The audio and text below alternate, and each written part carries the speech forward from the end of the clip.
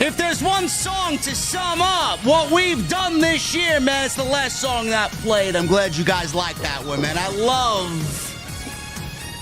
love some 80s classic inspired rock and roll, man.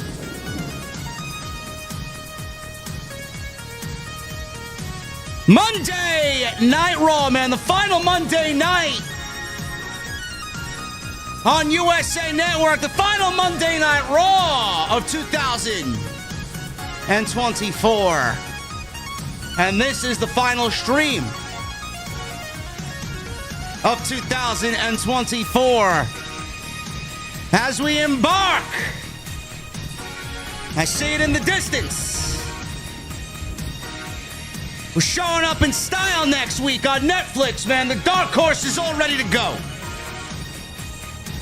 Monday Night Raw on Netflix next week, man. Going to be one of the biggest streams in the history of the channel.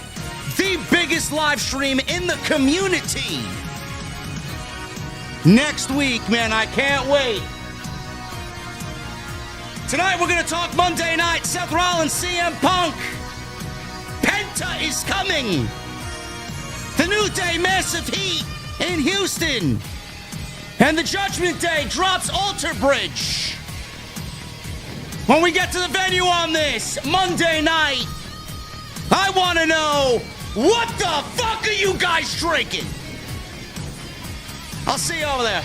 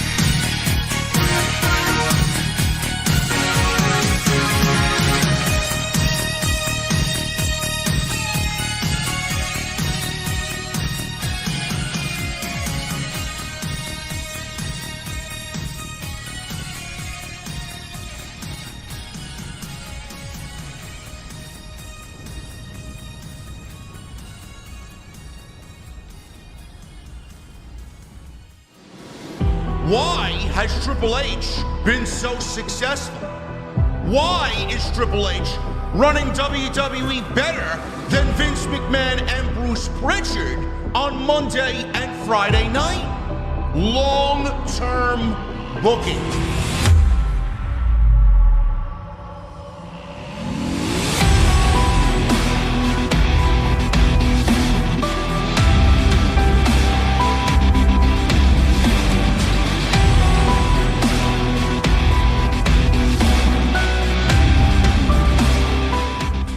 What is going on, guys? Thank you so very much for joining me right here on Off the Script. This is the final Monday Night Raw post show. Oh my God, I got the dynamo. Oh my God, you know what? You know what? We're going upstairs, man. We're going upstairs. Let's go upstairs to the OG venue, man. There you go. I'm still stuck in my AEW angry phase, man. That was from Saturday night. Welcome to the Monday Night Raw post show for December 30th, 2024. I am your host, JD from New York. As always, coming to you live from the OTS venue inside the beautiful bar that we've created thanks to DV8. Thank you guys very much for joining me on your Monday evenings, wherever you may be. Yeah, man, I'm a little too excited for Wednesday, man. Jesse and I are going to start the new year right with the mother of all simulcasts on Wednesday night, man. We'll worry about them on Wednesday. I got into a little bit of trouble with the sickos today, man. We'll talk about that later. But Monday night, man, the final Monday Night Raw of 2024. It's been a wild year for WWE. It's been, I would say, as far as seeing the change from what we were getting 2 years ago on Monday night to where we sit now, today, going into 2025, man, the excitement levels for Monday Night Raw are back to what they genuinely were for the show when they were claiming that Monday Night Raw was the A show. And SmackDown became the A show because they moved to the bigger network on Fox. And now we're right back to WWE having Raw become the A show once again as they embark on a 10-year partnership with Netflix next Monday night.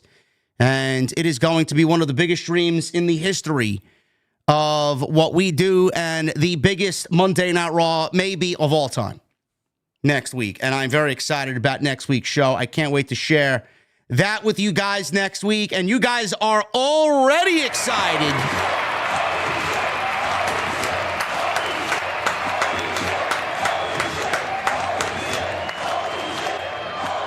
Oh my goodness, we got already a $100 bomb by my guy, Best in the World, Matt.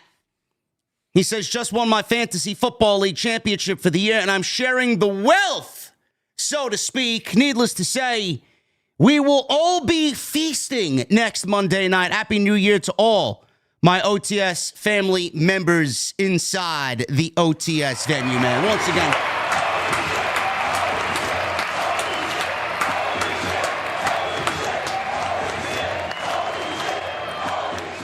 thank you, Best in the World, Matt. Appreciate you, brother. Thank you for being here, and congratulations on winning your Fantasy Football League. I know Jesse's going to have, I don't know how Jesse's feeling next week. What is it next week? The Lions and the Vikings, huh? I think he may be on the edge of his seat, legitimately, next week. Why is he a Vikings fan? I never understood that. I guess I should be the last one speaking, being that I'm wearing a Braves hat. And I'm from New York City. So we will cross that bridge when we get to Jesse on Wednesday, see how he's feeling about how the football season's wrapping up. Monday Night Raw tonight wrapped up on the USA Network. I thought it was a fine show for what it was. I legitimately thought tonight's show was going to be commercial-free for most of the show, man. We're 45 minutes into the show, and we finally get a picture-and-picture break. And I'm like, I didn't really hear anything about the show being commercial-free for the first hour, or I didn't even know if they were going to be running commercials at all. I thought they were giving us a bonus episode with no commercials all night. That would have been great. But WWE tonight, last Monday Night Raw on the USA Network before they move to Netflix. SmackDown will remain on the USA Network, so USA Network will be the home of Friday Night SmackDown. As this coming Friday, they expand to 3 hours. I don't know how that's going to work, and we'll see how WWE is going to operate with this transfer window hopefully closing, and who they add to Friday night and who they actually add to Monday night as well. But I thought tonight was a decent show.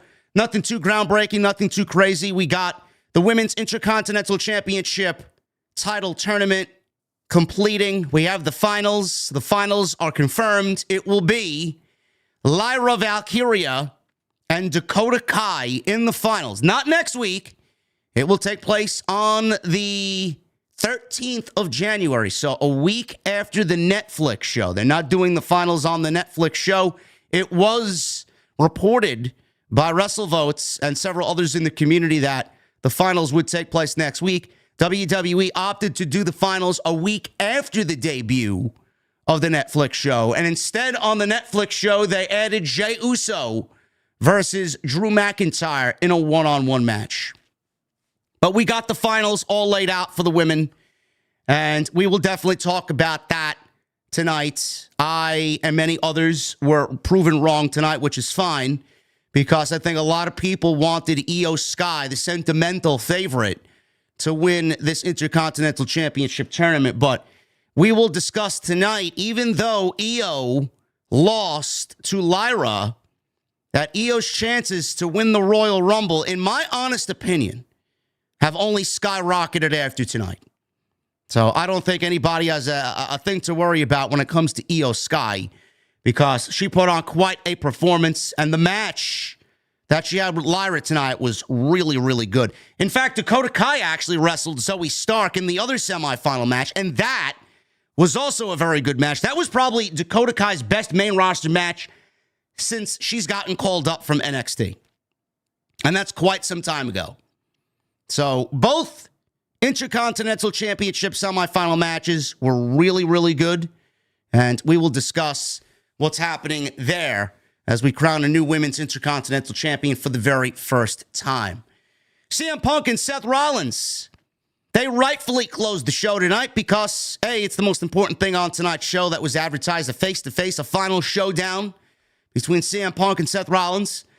As of right now, they are the main event for next week's Monday Night Raw. Things could obviously change depending on what The Rock wants to do. We don't know if he's going to be there. We don't know if he's going to miss next week's show. We don't really know what's going on there. So obviously things can change. But right now they are slated for the main event of Monday Night Raw on Netflix next week. Unbelievable stare down. Unbelievable face-to-face. They both came out like fire-breathing dragons tonight. And they dropped bombs on each other, as they should. It was the final push. It was the go-home. It was the final sell for this mega match next week that will be the catalyst on the debut on Netflix. And that's a masterclass of how to sell a match. Punk came out and immediately you knew he meant business. Rollins came out looking goofy as he usually does.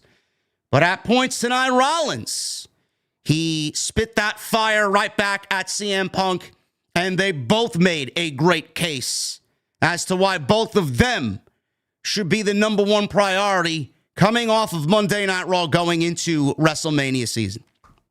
So I thought what they did was fantastic stuff. We got the Judgment Day. Finn Balor and Damian Priest are still at each other's throats, but it will not be with the OG Judgment Day theme. The Other Side by my favorite band, Alter Bridge. That is no more. They now have some generic AI-produced garbage from Def Rebel. Def Rebel had to go out with a bang for 2024. And now the Judgment Day is slightly less than they were last week. So we'll talk about the Judgment Day, and we will discuss the New Day. Judgment Day, the New Day, they got some massive heat. Jay Uso got an overwhelming, huge babyface reaction. And Drew McIntyre got just a little bit more revenge on everybody that has decided to stand side by side with the OG, the OTC, Roman Reigns. So we will definitely go over all that tonight on the Monday Night Raw post show right here on Off the Script. This is the very last stream that yours truly will be doing for 2024.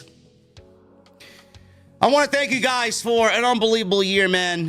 When I say it was the best year in every aspect for the channel, it was the best year for the channel in every possible conceivable way. Views-wise, retention-wise, live stream-wise, monetarily-wise, it was the biggest and best year that we've ever had. And I have a feeling that 2025 is going to blow away what we've done and accomplished in 2024. It's unbelievable. Next week is going to legitimately be the biggest stream in the entire community. And I am so grateful that you guys are going to be here, that you guys are showing up next week. It's going to be unbelievable. And without you guys, this channel and this podcast, what we do here doesn't exist. So I thank everybody for being a part of the team, for coming along with me on this journey. I want to thank Deviate. They will be doing more work for me in 2025. No doubt about it. I already got some designs brewing up in this fucking noggin of mine. I want to thank them for making the podcast look better than any other live stream in the entire community, bar none. I dare you to find another stream that looks the way we do. So they are a big proponent of what we've accomplished this year. I want to thank Jesse. And this is not the only time I'll be mentioning this. I want to thank Jesse. We'll go over that on Wednesday. I want to thank Jesse for sticking with me on the Dynamite streams on Wednesday. He has been an absolute gem as a co-host. He has given me a much more comfortable feel on Wednesdays, man. I can't imagine not doing the show without him on Wednesdays. It feels different when he's not there, when I'm doing a solo show, when he's got something to do or he's sick, has something to take care of. But he's stuck with me. He's definitely a ride or die friend, and I appreciate him very, very, very much. He's definitely like a brother. And we kill it on Wednesday nights, man. It is absolutely tremendous what we've accomplished on Wednesday nights. Again, there's no Dynamite stream in the community that looks and sounds as good as we do, man. We're bringing the heat every Wednesday. We really are.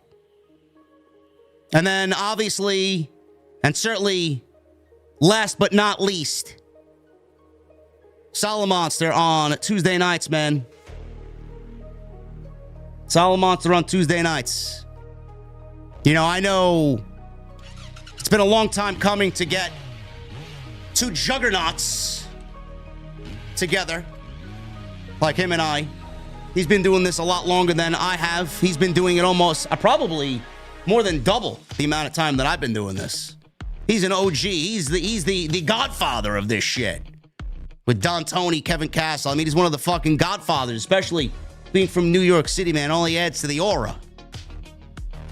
But bringing Jason on board for Tuesday nights. We will be back next week. Tuesday Night Titans resumes its rightful place on Tuesday nights next week. Bringing him on board for Tuesday Night Titans, man, was a decision that was just a tremendous one, man. He was immediately the one guy that I needed on the show. I think without Jason coming on board, the show would have been goodbye. So having him on board, man, working with him, being that we have the rapport built up from House of Glory and him and I doing House of Glory commentary for going on 6 years now. I mean, it was just a natural fit. I appreciate him to no end. What he does, what he brings to the table is great. His friendship is something I value very, very much. And him being there to give the show exactly what it needed to entertain you guys. I can't be more honored to have him as the co-host, man. It's just great shit. I really, this year has been fucking great, man. This year has been great. And yes, TNT is better than it has ever been. No doubt about it. Absolutely no doubt about it. And we're going to continue everything, man, going on into 25. We got a couple of surprises. We got new sponsorships. We got everything you come to know and love, man. I asked you guys a couple weeks ago on social media, what do you guys want to see differently? What do you guys want to see more of? What do you want to see less of? The overwhelming response for that question going into 2025 is, JD, don't change a fucking thing. So I'm not. We'll add a little here, a little there, a little spice. But what you guys got this year, we're only going to enhance on it in 2025. Follow me on social media, man, at JD from NY206. Twitter, Instagram, TikTok, and Cameo. Hit that subscribe button down below. Turn on the bell for notifications. Make sure you guys go check out all of the other content on the channel. There is plenty of it. Make sure you guys continue to get your votes in OTS Best of 2024. Live stream is coming up. We got some community favorites showing up to celebrate with us. Gonna let the cat out of the bag for a little bit, because I honestly feel a little promotion goes a long way. Jesse and I are going to be doing best of stream. Don't know when yet, but it's definitely going to be happening within the next 2 weeks. Just want to make sure everybody is on the same page. But we are going to be doing a best of stream, and I have some special guests showing up, man. Right now, on board with what we are doing for the best of stream, we got Kicking It with Ross on board. He's going to be joining us for the best of stream. We got Conman 167. He's on board. We got the one and the only Mr. Santizap. He's going to be joining us. We got my guy Ango from the Ango Show. He's going to be joining us. We got my guy from Busted Open Radio, Dave LaGreca, joining us. And I reached out. Hopefully she answers her fucking DMs. Somebody send this to her. Answer the DMs. The Lions are in the playoffs. There's nothing to worry about. We asked Weezy Blonde to be on the show. She hasn't answered the DM yet. Maybe we'll get her and Jesse in the same room and they could argue about football. That's who's joining the stream so far. I'm looking to add maybe one or two more.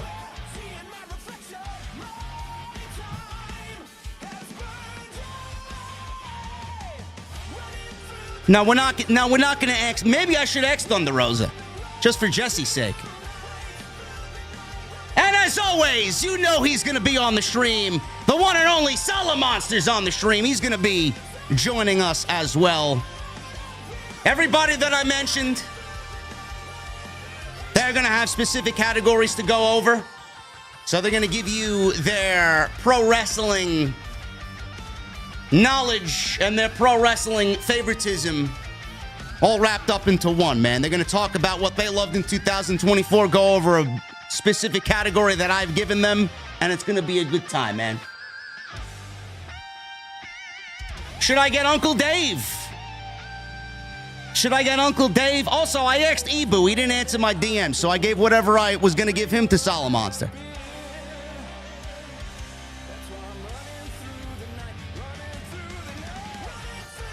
Salamonster's gonna be here.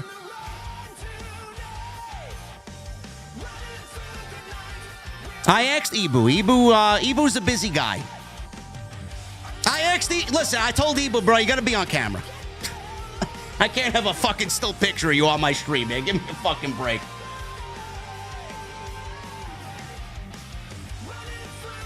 Should I get Don? I should ask Don Tony.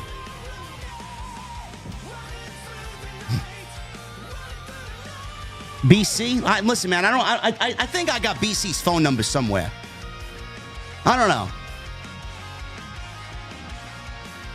We'll see. But that's who I got lined up so far. Just to give you guys a little insight into what's brewing, what's cooking over here on Off the Script. What's with the Ibu hate, bro? I don't get it. What did Ibu ever do to anybody? Some weeks I see him get crucified more than me, man. What? Why?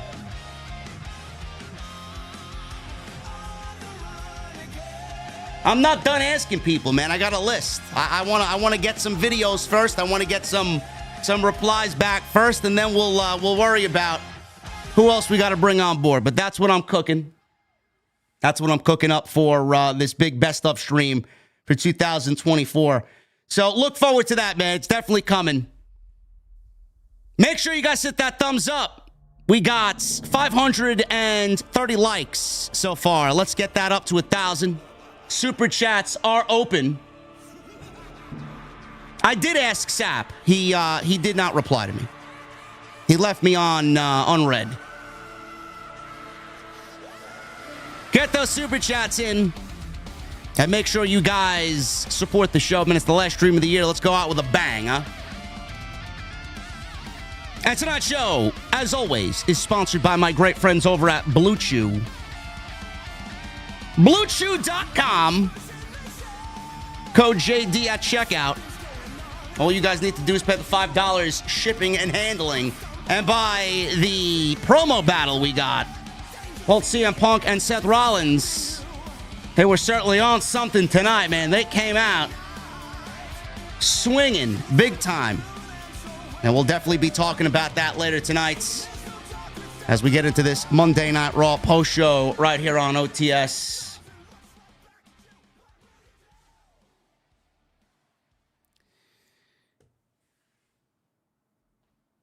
Monday Night Raw started off with the New Day. New Day started off Monday Night Raw. You guys are crazy.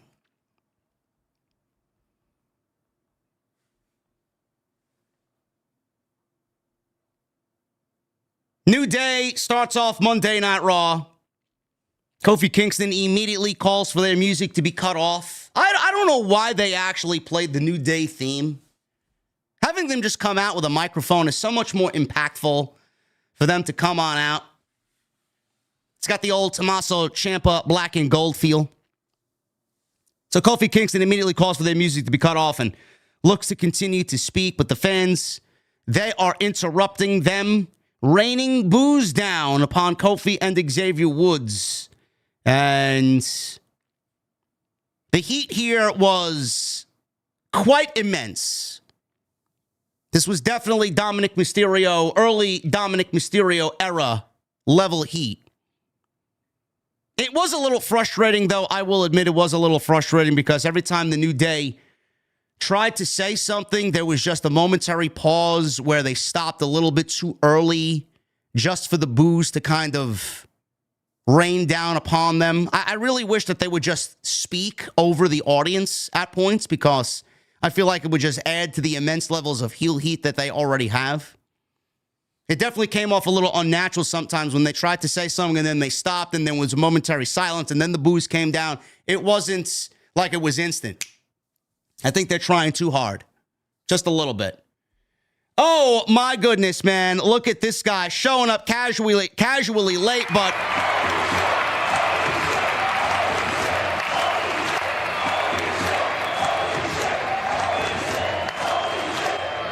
This guy showing up casually late to the venue, and he orders the most expensive drink at the bar, man. Oh, my goodness. David Thiering with a $100 super chat. What's up, JD OTS family? Can't be a year-end stream without a bomb from me. Just wanted to stop in and say Happy New Year and hope everyone had a Merry Christmas. I'm doing better after my grandmother's funeral on December 27th. Can't wait for 2025 to begin. OTS for life. David.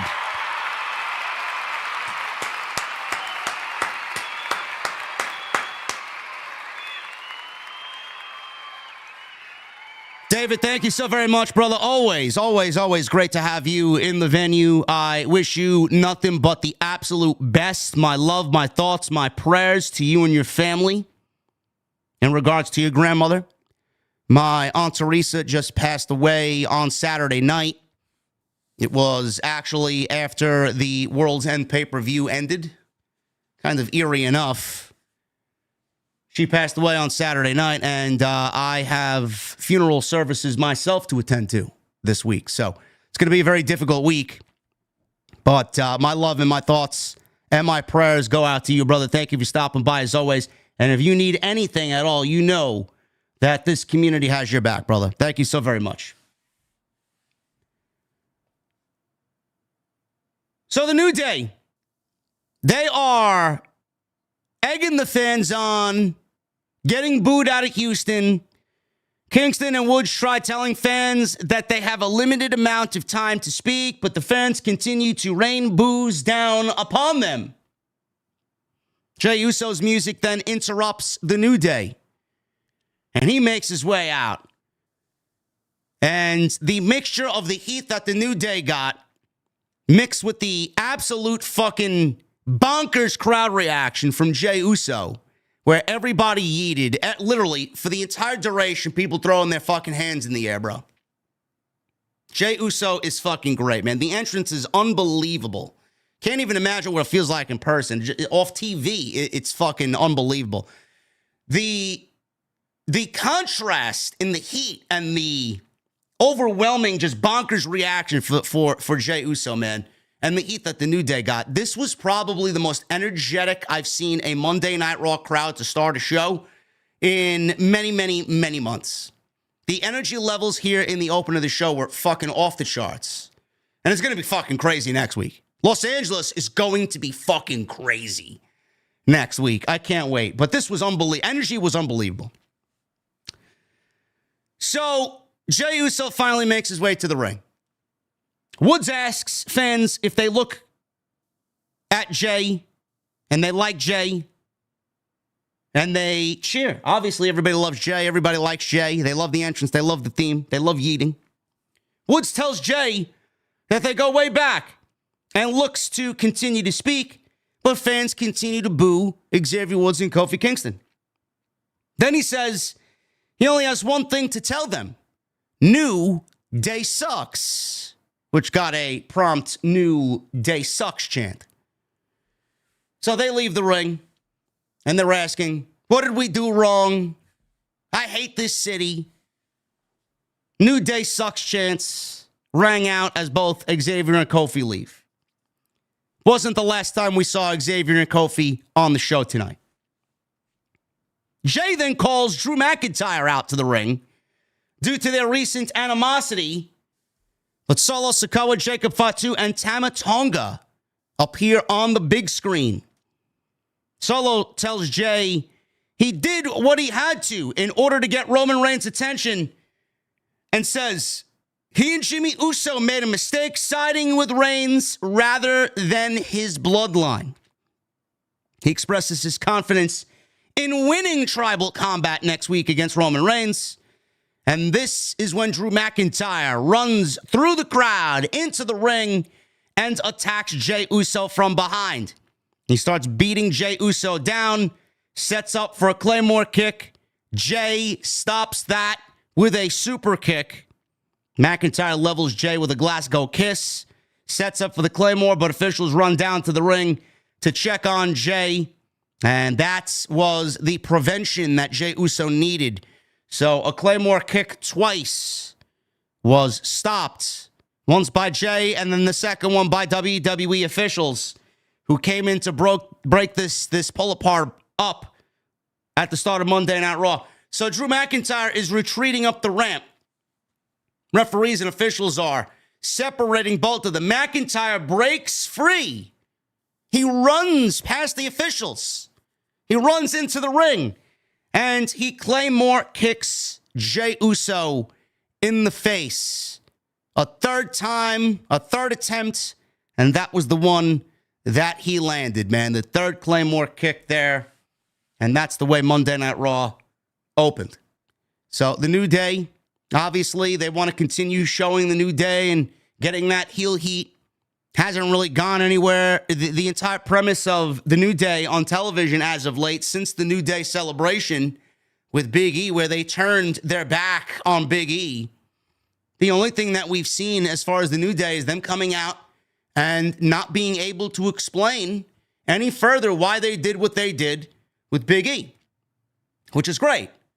But you're going to run into a situation where the more that they don't explain themselves and the more they play into the crowd reactions, week by week by week by week, we don't get any more dialogue. It's going to get a little obnoxious. Maybe that's what they're going for. I don't want them to feel stale. I don't want them to feel like they're just turning their wheels and not doing or saying much of anything. I want something to really progress as far as the story. Now, the other reason why they're on TV is because they got this ongoing thing with Rey Mysterio. Rey Mysterio is sticking up for the locker room, and he's becoming a locker room leader.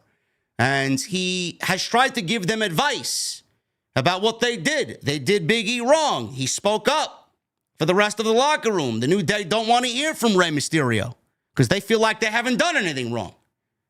So tonight, like I said, was not the last time we saw of the New Day. This was not the last time we saw of the New Day.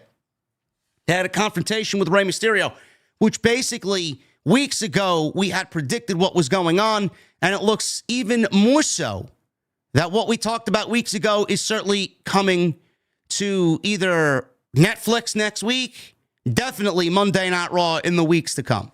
So we will definitely be getting that little tag team match that we brought to everybody's attention several weeks ago with the first of the vignettes hitting Monday Night Raw for you-know-who. So we'll talk about that a little bit later. Chad Gable. He was out there with American Made. He went one-on-one with Otis, or Otis, with the Alpha Academy, Tozawa and Maxine Dupree. So Gable got his entrance. Otis got a nice babyface reaction for his entrance. And this was the one-on-one match that we should have gotten months ago. You know, a lot of people tend to sit there on social media, a lot of incels, these clueless hacks, they don't watch or listen to what we do here. So no matter what comes out of their mouth, they're already misinformed. A lot of people tend to think that I don't shit on WWE. I absolutely do. But there's one major difference between what's happening on Monday night and what's happening on Wednesday night. It's the fact that Monday night, more likely, week by week, is just producing more exciting television. It's producing better television, more cohesive television. We don't really get our intelligence insulted. There are moments where things slip through the cracks and this doesn't make sense, or that doesn't make any sense, or this segment sucks and that segment sucks, or this show sucks. They haven't been all bangers. There's been several duds, especially this winter, on both Monday and Friday, mostly on Friday. One of the biggest miscues and one of the biggest creative blunders that Paul Levesque has in this Triple H era is this. Otis and Chad Gable. He missed the boat. He absolutely dropped the ball on Otis's babyface turn from him turning on Chad Gable and leaving the manipulation of Chad Gable. He fucked it up to a point where the conclusion for it just fell flat on its face. It should have happened in this summer, and Otis should have been so much more over for it. And they didn't really go anywhere with it. Chad Gable teasing that he was going to have a new family. He eventually gets Ivy Nile. He eventually gets the Creeds.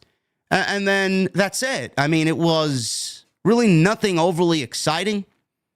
He got into a little back and forth with the Wyatt Six. That went nowhere. And now he's back feuding with Otis. Don't really see what the point of this match was, unless Otis was going to win and then they were going to ship American Made off to Friday night. That did not happen. He dropped the ball on the whole Otis babyface turn on Chad Gable. Terrible. Should have been so much more than it really was. So this was a one-on-one match. And like I said, I thought Otis was going to win this match, and then they were going to ship American Made off to Friday Night SmackDown, because that's what the rumor was this week from WrestleVotes, that American Made was going to be moved over to SmackDown. Now, I do think that that rumor is legit, and I do think that is still the plan, because they got nothing left to do on Monday night. I would much rather see them on Friday night, because tag team division could use the Creeds, the U.S. title picture could absolutely use Chad Gable, and the Women's United States Championship is on Friday Night SmackDown, and Ivy Nile could certainly be a contender for that championship as well. American Made holding the United States Championships. I mean, that's just too perfect. But like I said, seeing that they dropped the ball with Gable and Otis, I'm not really giving Chad Gable that much hope, even if they do move American Made to Friday Night SmackDown. Change my mind. Bell rings. Gable clocked Otis from behind. Quickly followed up with a couple of chops. But Otis takes Gable out with a shoulder tackle. and followed that up with a gorilla press slam. Gable fires back some right hands. Otis whips Gable into the corner, face first, sends him crashing into the opposite corner, charges at Gable, but Gable sends him crashing into the ring post, shoulder first, and then follows up with a dragon screw leg whip. Gable sends Otis's knee crashing to the mat and connects on a drop kick. Otis then looks to come back with a big standing splash, but Gable moves out of the way as he now climbs to the top rope. Gable jumps off looking for a diving headbutt. Otis moved and takes Gable out with another shoulder tackle. He then does his signature caterpillar, drops the big elbow, goes for a pin, but American Made put Gable's foot on the bottom rope to break the pinfall. Akira Tozawa confronted Julius Creed and Brutus on the outside, but Otis sends the Creeds crashing into the timekeeper's area as Maxine Dupree delivers a Luthez press onto Ivy Nile. Otis slides back into the ring, but Gable was already in the ring waiting for him with an ankle lock, so he's got Otis in an ankle lock. Creeds again look to interfere. Otis drags both of them into the ring and sends Gable crashing into them with an overhead suplex. Follows it up with a body slam to Gable, and then he locks Gable in an ankle lock of his own. Gable escapes and then sends Otis crashing into the middle rope, hits a German suplex on Otis. He then goes to the top rope. He looks to fly, but Otis takes him out. Ivy Nile grabs Otis's ankle from the outside, opening the situation here for Gable to get the ankle lock applied, and eventually Otis has nowhere to go and has to tap out. Otis tapped out. Chad Gable wins via submission, and that's it. That is it. There is no reason to believe that this should get a rematch because I don't really know where it goes if Otis wins. Maybe I'm thinking if the move doesn't happen via the transfer window, maybe they do a loser leaves Monday Night Raw match or a big multi-person match that includes somebody sticking up for the Alpha Academy because they obviously are outnumbered. They got 3 against 4. Maybe we get a big multi-man match, and the winner of that, whoever loses that match, is a loser leaves town match. I have no clue. Maybe the transfer window is just a straight up trade. They trade the entire group for somebody or multiple people coming over from SmackDown, and then they get American Made on Friday Night SmackDown. I don't know. But Gable beat Otis here. That's it. No matter how he won, no matter how nefarious the win was, he beat Otis. I don't really care to see it again. I don't really care to see Otis and Gable again because I know it's not going to go anywhere. Like, this is something that we should have gotten 6 months ago. And now we're getting it in December. Because all of a sudden it's the end of the year and they figured that it would be nice to tie up some loose ends before we move one group over to Friday Night SmackDown and leave the other group on Raw. Great. I think people's interests, the way it was in June, is certainly not there in December. So I think it's a waste of everybody's time. Gable wins. Otis taps out. And I think we're just best in moving everybody on to something new. R-Truth makes his way down to the ring, and he's fumbling in the aisleway. Pete Dunne blindsides him. Apparently, this is an ongoing thing with R-Truth and Pete Dunne because R-Truth continues to call Pete Dunne Butch. I don't know what happened to Pete Dunne, but he has been an absolute non-factor in what they got him doing on Monday night. I remember he was having some bangers with Sheamus. He was primed and ready right in the middle of that mid-card title picture. I don't know what happened to Pete Dunne. I don't. I wish I could tell you, but I have no answers on anything. So Pete Dunne blindsides R-Truth. Supposedly they were supposed to have a scheduled match, and he starts beating R-Truth right in the aisleway. Officials separate the two and then sends Dunn to the back. The referees and officials send Dunn to the back. I guess this was a scheduled match. They opted to not give us this scheduled match and potentially gave more time to something else that was a little bit more meaningful on the show. It's the only thing I could really come up with. Maybe we get this next week and it ends in like 30 seconds. Or maybe they just save it for the week after the debut on Netflix, where they get a proper match and Pete Dunne wins. And we can move on from this ridiculous garbage. Intercontinental Championship Tournament match. Dakota Kai. She goes one-on-one with Zoey Stark of the Pure Fusion Garbage Insomnia Collective. Now, if there's one group in the WWE that we should leave in 2024 and not look back, it would be the Pure Fusion Insomnia Garbage Collection. Totally. The whole makeup of the group is just, and I hate using this terminology. The whole group has zero aura. The whole group has zero aura. I mean, if you're a fan of Zoey Stark, I could understand it. If you're a fan of Sonya Deville, I could understand it. If you're a fan of Shayna Baszler, I can understand it. I was a huge Shayna Baszler guy in black and gold. Huge. She was great.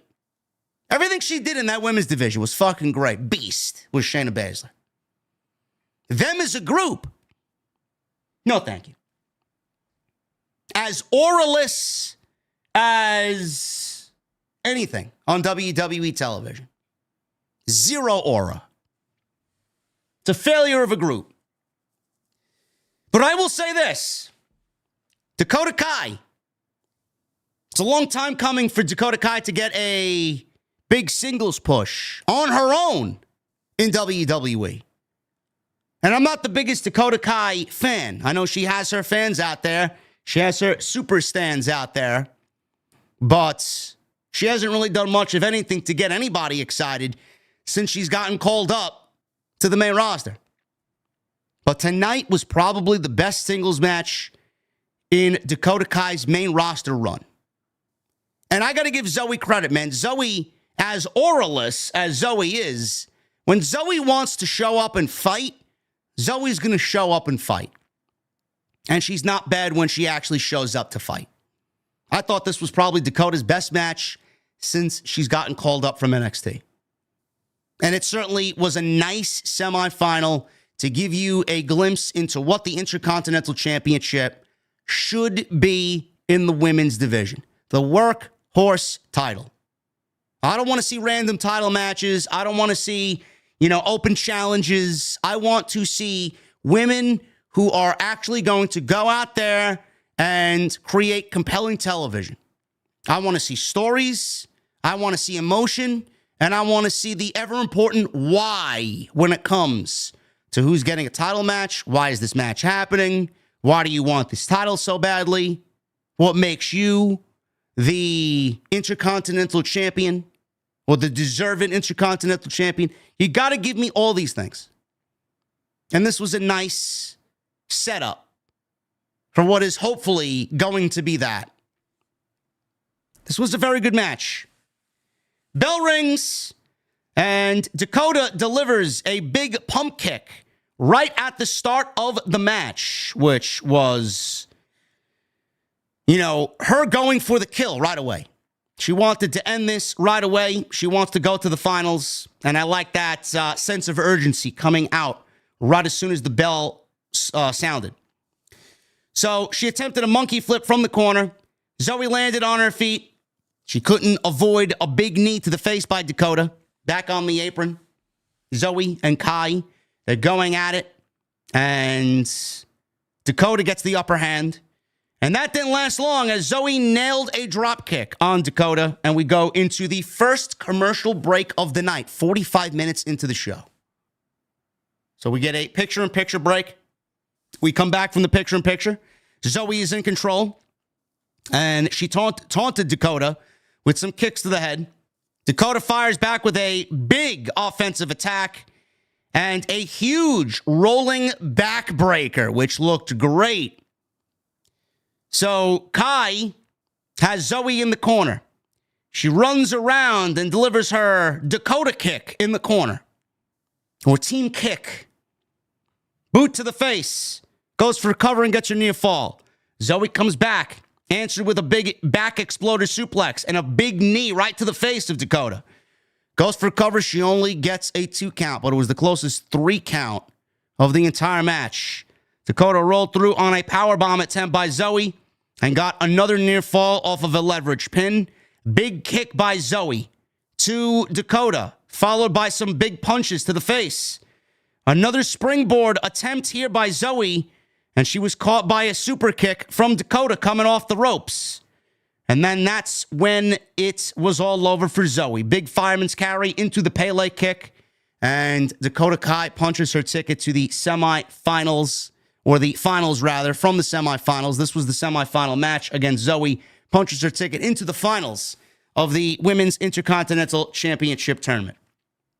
Solid match. Can't really say anything out of the ordinary here, but solid match. Zoey is very good when she wants to show up, like I said. Dakota, it's nice to see her actually come into her own because we haven't really seen her in a singles capacity yet. If she can stay healthy, WWE's got a solid female talent in the middle of that division, but it's all depending on if she can remain healthy. You can tell Dakota is still a little hesitant from what I've seen. You can tell that the confidence isn't really completely there. From a viewer watching at home, there's some slight hesitation in some of the things that she does. There's some things that don't really come off as impactful as they should.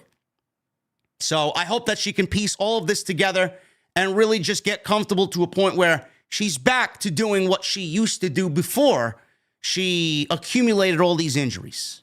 But I thought this was a solid enough match and a great start to what will hopefully be a very competitive division for the Intercontinental Championship. We got a highlight package of several historical moments in the history of Monday Night Raw on the USA Network. Big highlight package here going over Raw's best moments, notable clips from current AEW stars such as Chris Jericho, Bryan Danielson, Sasha Banks, who are all right now employed by AEW. And it's nice to see. I'll get to that in a second. Clips of Jericho, Bryan Danielson, John Cena, Stone Cold Steve Austin, The Rock, Mick Foley, so on and so forth, Bray Wyatt.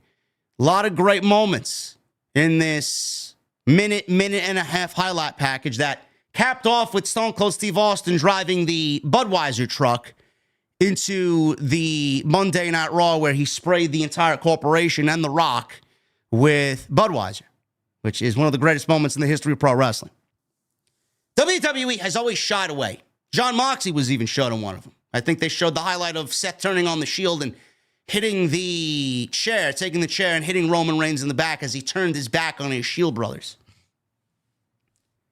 WWE has always shied away from showing their history when it involves somebody that has defected to another company or showed up on the other show, which they label competition.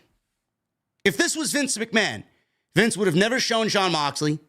He would have never shown Chris Jericho. He would have never shown Bryan Danielson. He would have never shown any of these men and women at all.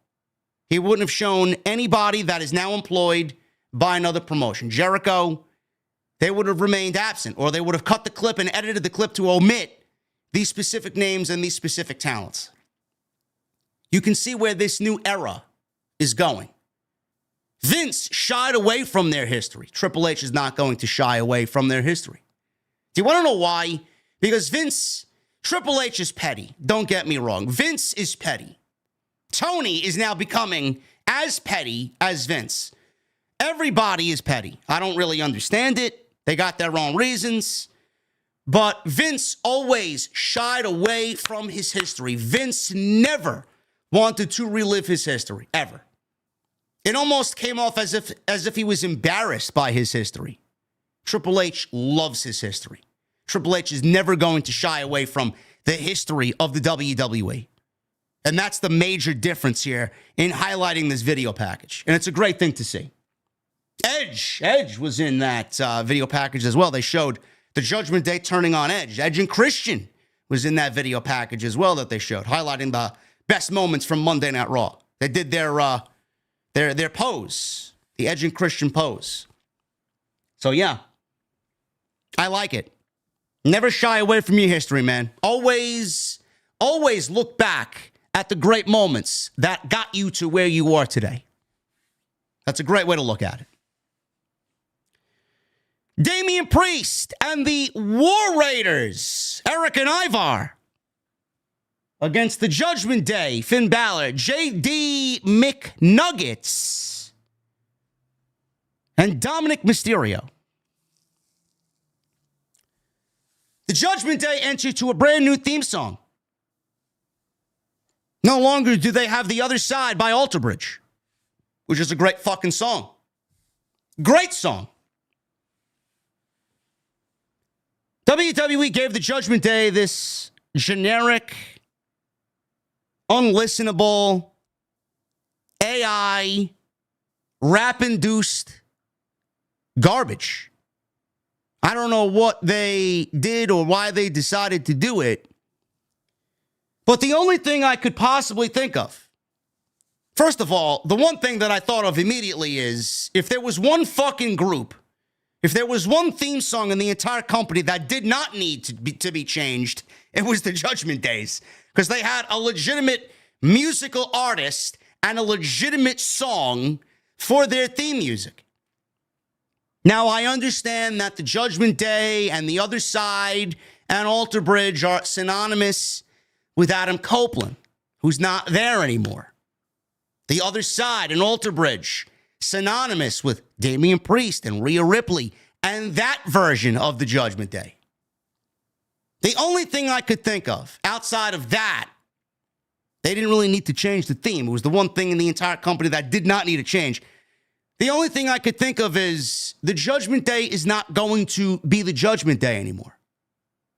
And this is basically foreshadowing a split of the Judgment Day, and 2025, if there is a Judgment Day, will look vastly different than what we are looking at today as we end 2024.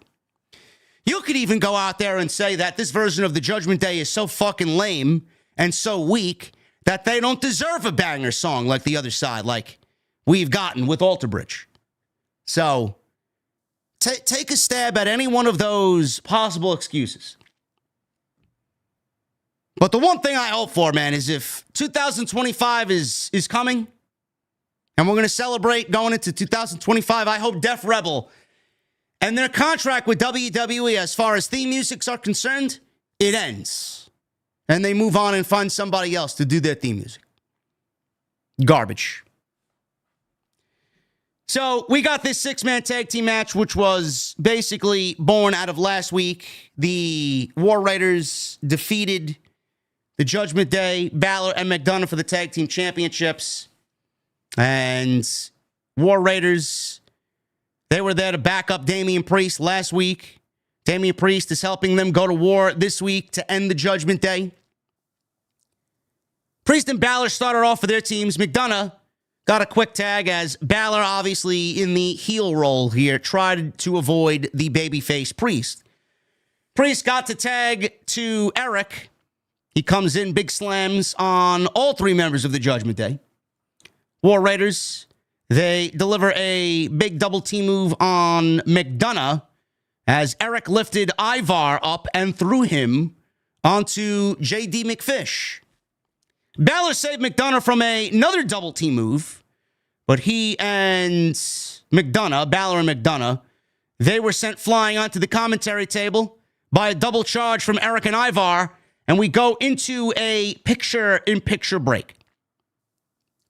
We come back. Eric is attempting to fight his way out of the Judgment Day corner, so the Judgment Day is in control. He got put down by a big neck breaker by Finn. Eric tried to power out, and Balor had him in a rest hold. He tries to make the tag, but he couldn't.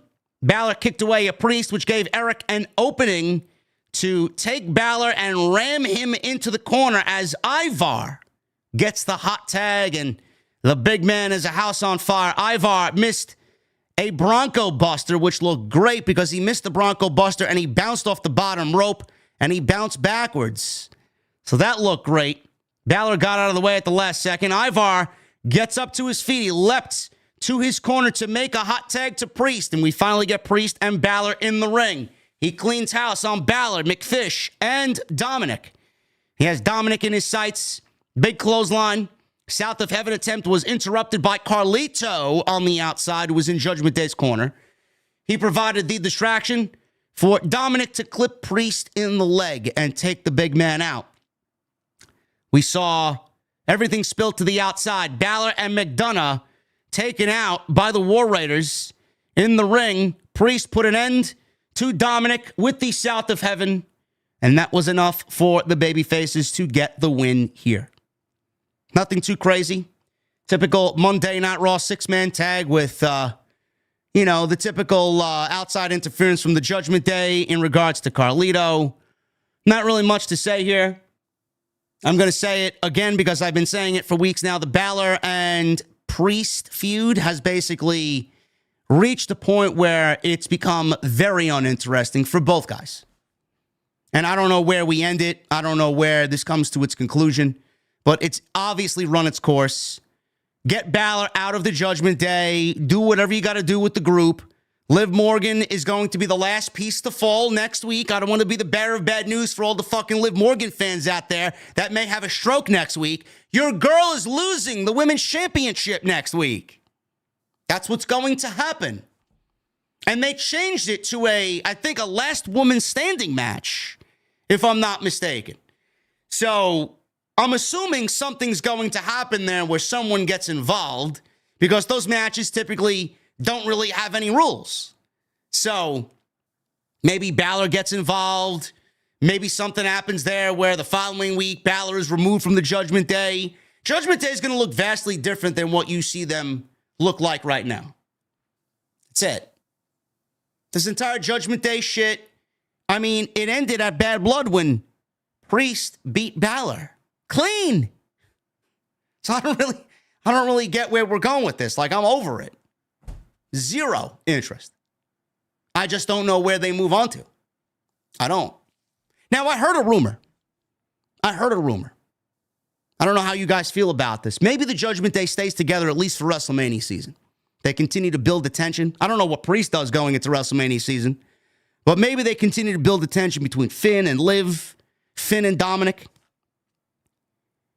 I don't know where anybody fits into the WrestleMania picture, but if Liv is going to lose the championship, which is definitely happening next week, and Balor and Priest, we're not taking this to WrestleMania. It's definitely run its course. Heard a rumor that the Judgment Day could be feuding with the Wyatt Six going into WrestleMania season. That may be the end. And what brings the end to the Judgment Day. You know how the Wyatt Six works and what the Wyatt Six has been doing. So maybe that is their end. The Judgment Day comes to an end at WrestleMania. I don't know. We'll see what happens there, but this Balor and Priest shit, I am definitely over it, and I know you guys are too. We go into a backstage segment. Jay Uso. He is backstage with Adam Pearce. Apparently, Jay Uso wanted McIntyre tonight. That wasn't going to happen. So Adam Pearce informed a very angry Jay Uso that since Drew McIntyre got escorted from the arena tonight and I can't give you your match tonight, you'll get Drew McIntyre next week on the premiere of Monday Night Raw on Netflix. So another match added to Monday Night Raw next week. We got Roman Reigns versus Solo Sikoa in Tribal Combat. We got Rhea Ripley versus Liv Morgan for the Women's Championship. Seth Rollins versus CM Punk. Drew McIntyre versus Jay Uso. And what looks to be a New Day match next week. John Cena is going to be on the show. rumored to be The Rock as well on the show. So we got a potential 5th match next week.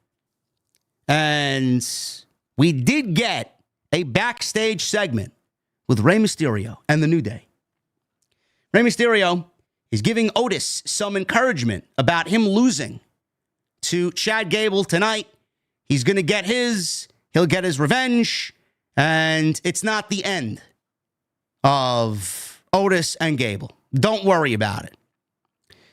So the New Day walk into frame.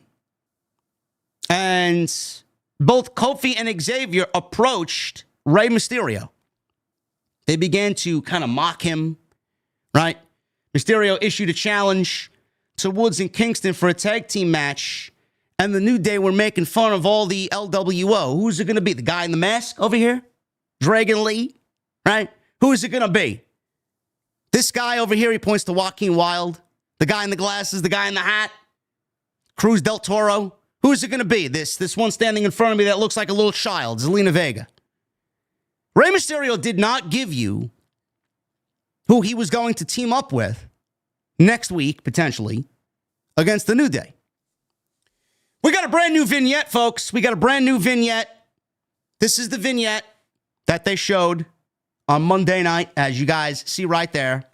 This was the vignette that we got for Pentagon Jr., man. Gee, man, oh man, after weeks of vignettes, man, I wonder who it could be this week. That is the vignette, the final glimpse of what we saw tonight. You see the Penta logo that usually is embedded on the top of his mask with that star formation there. We see the eyes and the shape of the eyes and the mouth. Very reminiscent of Pentagon Jr.'s mask. So we're definitely getting Penta potentially next week on Monday Night Raw. I would hope so. I would hope so. No, it's not J.D. Graham, unfortunately. It's not J.D. Graham. I am not signed to WWE. But Pentagon Jr. is showing up on Monday night. When and where, we don't know yet. I would assume next week on Monday night. I mean, it's the biggest show of the entire fucking year, so having him not debut next week would be a fucking fail. But Rey Mysterio didn't give an answer as to who his partner's going to be. And about a month ago, we said maybe we get Penta and Rey Fenix. Or Penta and, not Rey Fenix, not yet. Eventually. Penta and Rey Mysterio teaming up together against the New Day. Because Rey wants to teach these guys a fucking lesson. And there's no better way to do that than with Pentagon Jr. Now, I do find it a little bit, of a situation where people will complain. It is a little stereotypical. It is a little lazy. Yeah, let's take the other luchador that's coming in from the other place and pair him with the LWO. I understand it. But we don't know if Penta is going to be in the LWO. He may just be a hired gun for Rey Mysterio. I don't know. But it looks like we're getting that match. Rey Mysterio. Which is funny. Penta is supposed to be coming in with Rey Fenix, his actual brother. So they're bringing him on in and having him team with Rey Mysterio against the New Day, Xavier Woods, and Kofi Kingston. So that should be really fun. That should be really fun. Very much looking forward to that. Can't wait to see how they introduce Pentagon Jr. to the WWE fans. Ludwig Kaiser. He's in the ring. Kaiser demands the fans give them their gratitude. And then says that he knows that everyone knows he belongs at the top of the food chain. He calls Braun Breaker out to the ring. Sheamus comes out instead. And he begins brawling with Kaiser. Kaiser rakes Sheamus in the eyes. Sheamus takes Kaiser out with a big knee. And then he follows that up with a bro kick.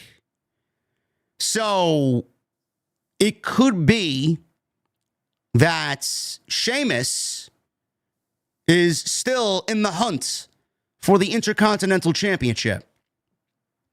Because Kaiser called out Braun Breaker, and Sheamus is not letting that one go. It's only a natural progression for Sheamus to be kind of leaning into the Intercontinental Championship title picture. Again, I don't know what Braun Breaker's doing at WrestleMania, but I would not be surprised if Braun Breaker drops the Intercontinental Championship to Sheamus before WrestleMania, and Sheamus enters WrestleMania with the Intercontinental Championship, and then we get Braun Breaker versus Bill Goldberg at WrestleMania. I understand that the rumors are Gunther and Goldberg. I get it. But I could absolutely see, and I would prefer to see, Braun Breaker getting the rub from Bill Goldberg in their final match, being that it's spear versus spear, which is an obvious huge selling point, and the fact that they're both Georgia-based athletes. So I think that would work out best. Braun Breaker, I mean, to me, Braun Breaker is beyond the Intercontinental Championship, and in such a quick time as well. You know, I know a lot of people looked at Gunther's 666-day reign as something that should be emulated. Whoever was going to hold the championship next should hold it just as long. You don't need another 600-day reign as Intercontinental Champion. You know, WWE, the Intercontinental Championship scene when Gunther first won that championship wasn't the way it is now. It's a lot stronger than it is now. And it's only going to continue to get stronger. You got Penta coming on in. You got the transfer window, which is going to bring some new SmackDown stars over to Monday Night Raw. I could absolutely see WWE dropping the belt to Sheamus before WrestleMania and having Sheamus go into WrestleMania as the Intercontinental Champion, and then we get Braun Breaker versus Goldberg. I think that would probably work out best, honestly. But who Sheamus defends that title against, if that's the case at WrestleMania, I don't know. I think that'll be a little bit more clearer going into the Royal Rumble and when this trade window or transfer window is complete. Because I don't know who's coming over from SmackDown. It could be LA Knight. It could be Carmelo Hayes. We don't know. It could be somebody from NXT that we're not thinking of. So we'll see what happens there. But Ludwig and Sheamus is still a thing on Monday Night Raw. Lyra, Bird Girl, one-on-one with IYO SKY. This is the semifinals of the Women's Intercontinental Championship Tournament. The winner of this match gets Dakota Kai in the finals on Monday night, January 13th on Raw. This was a great match. I would say this is Lyra's best main roster match since she's gotten called up from NXT. And IYO is tremendous. IYO continues to churn out great matches. I know Lyra is not over to a point with the fans where it's going to be, oh my God, I can't wait to see Lyra wrestle. Lyra is still in this, she's in this phase where the fans don't really know who she is and why they should cheer for her yet. I don't know what it is. I don't know if WWE hasn't really just gone all the way with the promotion of Lyra Valkyria. We don't really get a sense of who she is. All we know of Lyra is that she is basically Becky Lynch 2.0. It's basically what she is. She's Becky Lynch's friend. Lyra, there's no emotional investment from the fans. But with IYO, you see the reactions that IYO is getting. Now, weeks ago, when WWE hadn't yet announced there would be an Intercontinental Championship, they did two specific vignettes, one for Lyra and one for Dakota. This was in the middle of the announcement of the United States Championship, which they announced on SmackDown. I said that was clearly a foreshadowing of what WWE is going to do, potentially introducing a second mid-card championship in the way of the Intercontinental title, and Lyra and Dakota would be two beneficiaries of that women's championship. Fast forward to what we got tonight. Last week, it was IYO winning a triple threat match. IYO took Kairi Sane's spot. I said, well, there's your winner. There's your winner. Before IYO got involved in that triple threat match last week to determine this match with Lyra tonight, I said the finals is probably going to end up being Dakota and Lyra, just based off the two promos that we got before the tournament was announced. Then we got IYO in this tournament as a wild card. I'm like, all right, I'm going to change my opinion. IYO is the absolute number one woman you want to belt with an Intercontinental Championship, because everything that the Intercontinental Championship is, IYO is going to give you that, right? That's not the case, man. And sometimes we get things wrong. Sometimes we get things right. We got it wrong last week. I was going with IYO. I was still going with IYO. I thought it was going to be IYO versus Dakota, and IYO would be the Intercontinental Champion. WWE went a completely different way. They're going Lyra and Dakota. What we originally had predicted weeks ago, they're going with that as the final, as Lyra beats IYO. This was a great match. This was Lyra's best match. IYO continues to churn out great matches. But it's not all doom and gloom for the IYO SKY fans. It's not. Bell rings. They lock up. They go back and forth. Lyra rolls up IYO. IYO kicks out of a pinfall. Dakota Kai, we see watching in the skybox. Lyra locks on a full body submission hold on IYO and then sends IYO's knees crashing into the mat. So that's a partial story of the match. IYO's knees. And she follows up with a drop kick through the middle rope. And Lyra dumps IYO from the outside back into the ring. IYO catches Lyra with a big boot. She lands a dragon screw off the middle rope and continues to wear down the knee. So we come back from a commercial break. IYO connects with a missile drop kick on Lyra off the top rope. Lyra sends IYO crashing into the mat with a big suplex. IYO comes back with a German suplex. And she goes for a pinfall off the bridge of the German. Only gets a 2 count. Lyra kicks out, and they are now battling on the top rope. So they're battling for position on the top rope. IYO, she connects with a avalanche sunset flip power bomb off the top rope. And Lyra kicks out. IYO couldn't believe it. The crowd thought it was over. It was a great spot. You can see everybody kind of coming and getting into that exciting phase, that excitement phase. They thought IYO had the match won. And IYO is obviously got the backing of the fans here in Houston. I'm like, this is great. It looked like IYO was going to continue the offense and win the match, but I also had in the back of my head, I wouldn't be surprised if Lyra pulls out a fucking sneaky victory here. Big sunset flip power bomb for a 2 count. IYO delivers a moonsault off the top rope to Lyra on the outside and quickly dumps her back into the ring. Hits a Meteora almost immediately. She sets up for the over the moonsault. Lyra avoids it. IYO rolls her up, kicks out. And Lyra countered into a pinfall off of the pinfall. And she gets the 1, 2, 3. Lyra is advancing. And she gets Dakota Kai on January 13th on Monday Night Raw for the finals of the Intercontinental Championship Tournament. You know, a lot of people wanted IYO to win, and a lot of people are going to be upset that IYO's not going to be the first Intercontinental Champion. And I understand people's frustrations.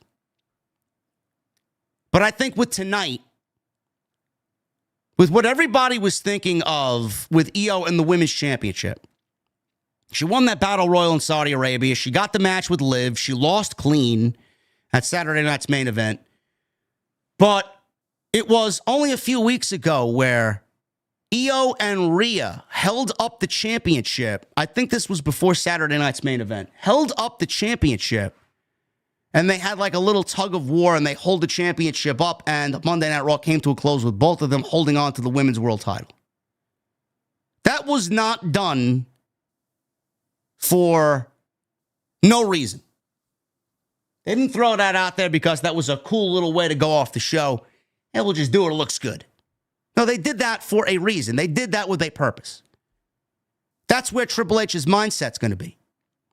But then we get IYO in the Intercontinental Championship Tournament. It's easy to say, well, IYO is a perfect candidate for the Intercontinental Championship. It's like, you know, you look at IYO and you see she's a great wrestler. And everything that she is the Intercontinental Championship. So it's not out of the realm of like logical thinking to say, well, Intercontinental title, IYO, it's a great fit. But maybe Triple H is thinking a little bit more for IYO. Does Triple H, does WWE, coming out of tonight, legitimately give IYO the Royal Rumble? I know the Royal Rumble is going to be stacked. The Royal Rumble is going to be fucking stacked this year. Becky, she's coming back. Charlotte, she's coming back. Alexa is coming back. Jordan Grace is signing with WWE. We may see Julia. We may see Stephanie Vaquer. We may see Sol Ruca in the Women's Royal Rumble. We may see Roxanne Perez and Cora Jade and every other woman on the main roster I have not mentioned yet. Amongst other surprises.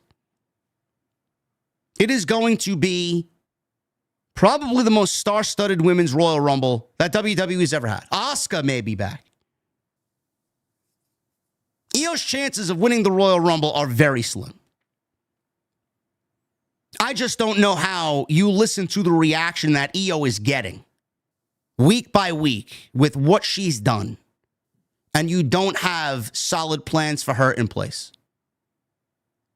I honestly believe, even though she lost, and even though the Royal Rumble is going to be absolutely fucking loaded this year, I think IYO's chances tonight of possibly winning the Royal Rumble are far greater than they were last week. And the week before that, and the week before that. I would not be surprised if IYO wins the Royal Rumble. If she doesn't win the Royal Rumble, she may get the Elimination Chamber. She may. I don't know what they have planned for her.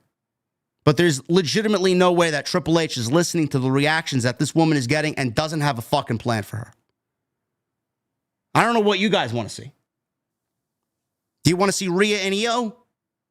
Sounds like a great match to me. I'm on board. Rhea, IYO, Charlotte, and Tiffany. That's my prediction for WrestleMania.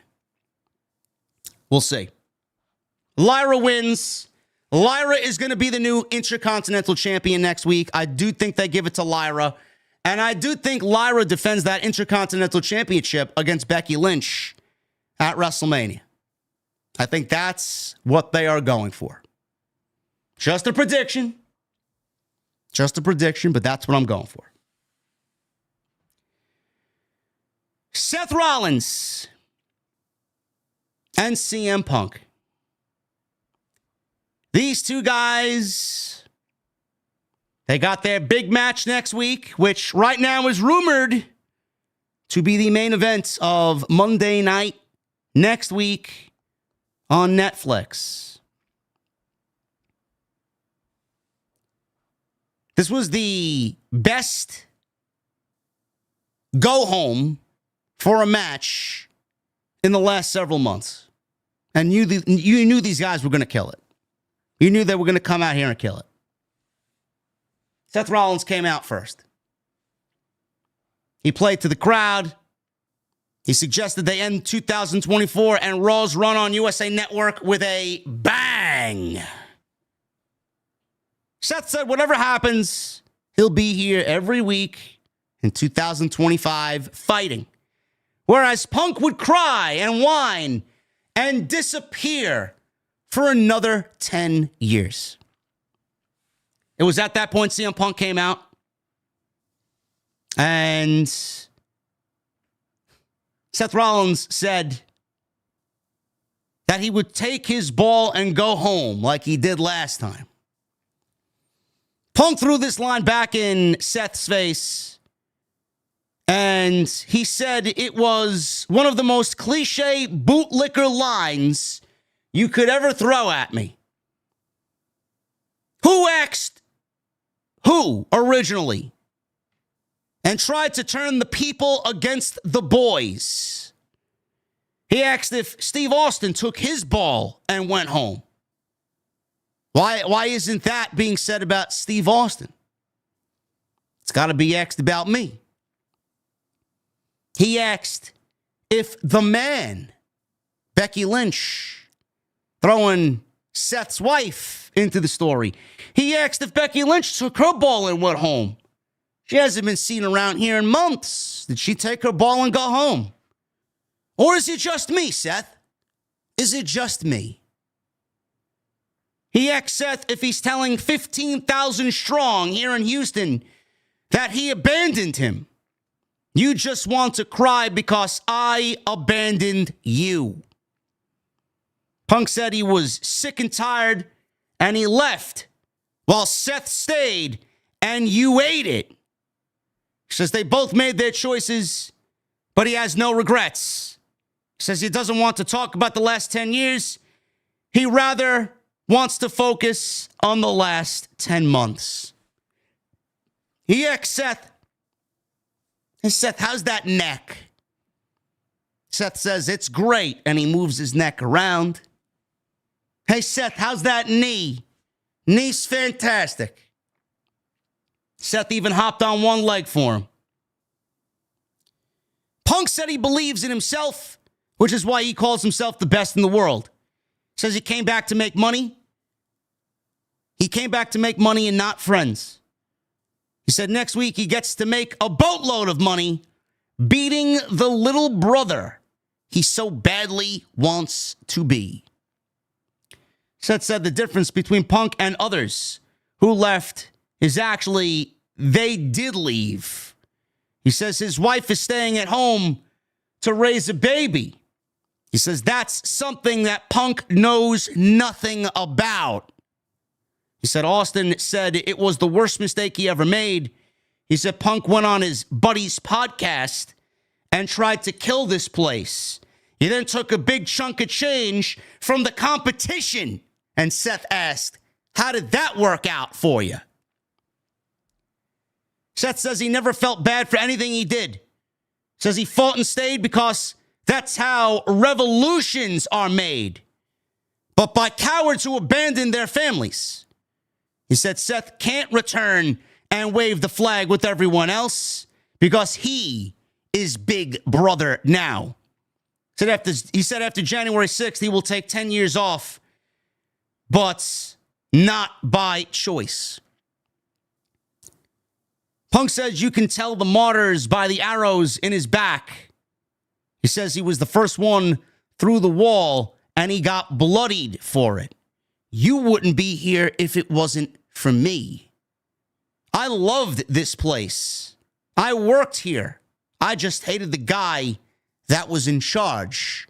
And that guy that was in charge, he loved you. And in situations where you should have had my back, all you did was shoot me in the back. I wonder how much of that is an act. First of all, I know Punk has no... He makes it very well known that he did not like Vince. And he continues to make it very well known, and rightfully so. Fuck Vince McMahon. So we know that's a shoot. A lot of this was kind of riddled in the work shoot type of way that we know CM Punk loves to deliver a storyline. That's why we love Punk so much.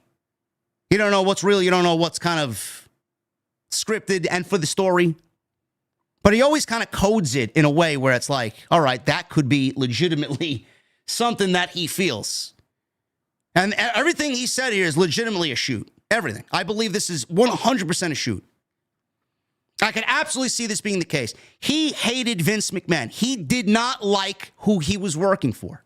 And rightfully so. The fucking guy fired him on his wedding day. And everything else that went into that fucking run. And in situations, you should have my back. All you did was shoot me in the back. I could see that being the case as well. How many times, how much of that camaraderie was there and how much of that camaraderie was ruined because Rollins played a good corporate puppet and did not want his spot jeopardized by the evil Vince McMahon. Got to do what Vince wants. Got to do what Vince asks me to do, no matter who it's for. And if my friends are in the line of fire, fuck them as long as I get what I want. I could absolutely see this being the case. You should have had my back, and all you did was shoot me in the back. He said Seth shot Roman in the back. And now you're dressed here like an idiot trying to play victim in a situation you created. Punk said arrows kill some people, but after a few years, I pulled them all out. Says he came back because for 7 years, mostly during your television time, they chanted my name. I should be dead, Seth, but I'm not. And oh, aren't the arrow throwers mad? He says he's walking into Raw at Netflix in Los Angeles with a handful of arrows, and he's going to shove them down his corporate throat. Seth says he never said it to his face, but perhaps once upon a time, he was a pioneer, but he's become a cancer. He says he's a cancer to the locker room, his brain, and the wrestling business. So the only way to defeat cancer is to cut it out.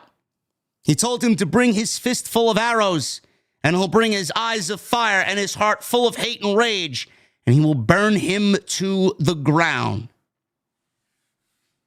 That was the way the segment came to a close. They threw the mics down. His music played. They stared at each other. And that's the way Monday Night Raw, for the final time on USA Network, for the time being, for now, final time on USA Network, as WWE shifts gears to next week, January 6th on Netflix. That was the final sell for CM Punk and Seth Rollins next week on the debut of Monday Night Raw on Netflix. This was a great segment. An absolutely great segment. Punk came out like a fire-breathing dragon. He went right for the kill. Rollins, he ate everything that Punk threw at him. And he came back with a couple of bombs himself.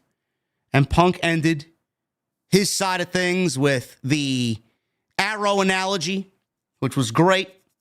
Great visual, great line of thinking. And Rollins came back with his eyes of fire and his heart full of hate and rage, and he's going to burn CM Punk down to the ground. This is going to be something special next week, man. A masterclass of how to build emotion in a pro wrestling story. The art of the promo is lost on so many people. Not everybody has it within them to tell a story viscerally with their words, holding a microphone. CM Punk does every single time he's out there. It's one of the reasons why he is legitimately the best in the world. Seth Rollins can. No matter the goofy outfits and the fucking silly fucking chants and the dances that he does, when Rollins is on, Rollins is fucking great. He is. This is going to be something special next week. Masterclass in two guys who deliver a great promo, selling you on a match next week that's happening for the first time in WWE since CM Punk's been back in WWE. Something that should have been at WrestleMania last year, but got derailed because CM Punk got hurt in the Royal Rumble. And we're going back to it, and WWE has done a masterful job of having Punk injured, all while being injured, telling a story with Drew McIntyre and still weaving Rollins in and out of the McIntyre and Punk story to where we see it today. And Rollins is only back involved now because Punk was Team Roman at War Games, and Rollins did not want anything to do with that. And now takes issue with CM Punk over that. And now Drew McIntyre takes issue with everybody who teamed with Roman Reigns because of that. And everybody has a problem with Roman Reigns because Roman was on a reign of terror for 5 years. Kevin Owens has a problem with Roman Reigns. The interweaving of storylines here has been beautifully done. I'm very much looking forward to this match next week, and this is going to be a Monday Night Raw next week that is going to maybe go down as the biggest, if not the biggest, Monday Night Raw of all time. It's not one of, it is the biggest Monday night of all time. I can't wait. I thought Monday night was decent tonight. We had some great women's matches, which is a rarity on this show, to have two great women's matches. especially for TV. I mean, they weren't pay-per-view level matches or anything, but they were great for TV. CM Punk and Seth Rollins had a great face-to-face promo with the final sell, the final push going into Netflix next week. New Day and Jay Uso had a great segment in the opening of the show. McIntyre showed face on this show, took out Jay Uso. Gable gets a victory. But Monday night was a thumbs-up show. Not the greatest Monday Night Raw that we've seen, but it got the job done, and we are all ready, man. Tomorrow, we're going to wake up, and it's going to be 6 days from tomorrow.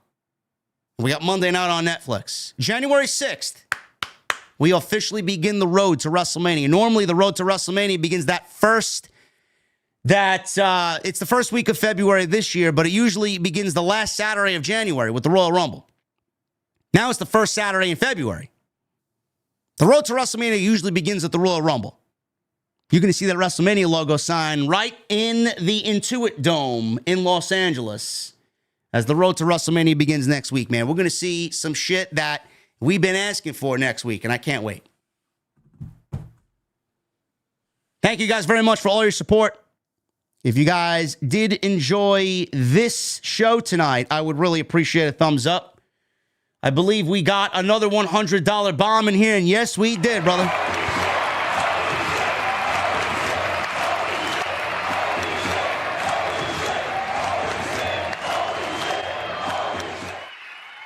Soundwave 80s with a $100 super chat. I want to say Happy New Year, and you have a great mind than any other podcaster.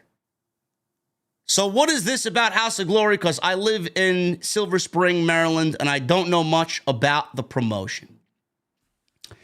House of Glory is owned and run by Brian XL and Amazing Red.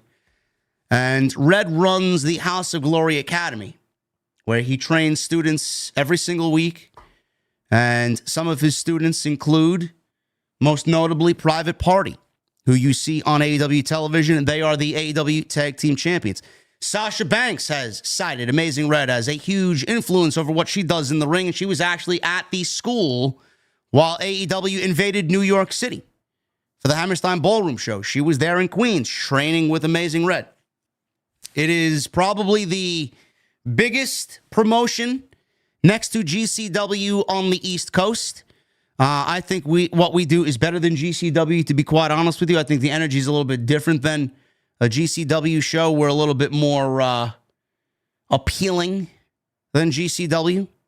But it is the second biggest East Coast promotion as far as pro wrestling here on the East Coast. So if you guys are on the East Coast and want to come out to a show, we have our own building. It's the NYC Arena in Jamaica, Queens.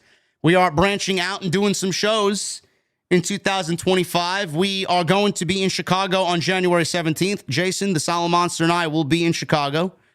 I think we'll be doing Vegas, I don't really know yet, but Vegas as well for WrestleMania. And there are rumors that we could be going elsewhere. You know, there is possibly a Florida show in our future or a Houston show in our future. We don't know. So keep an eye and an ear out for everything House of Glory on social media. Mostly on Instagram. They operate mostly on Instagram. You'll find out anything you need to first and foremost on Instagram when it comes to House of Glory. But that is that. I think you guys should check us out. Really good stuff. Soundwave 80s, thank you, brother. Thank you, man.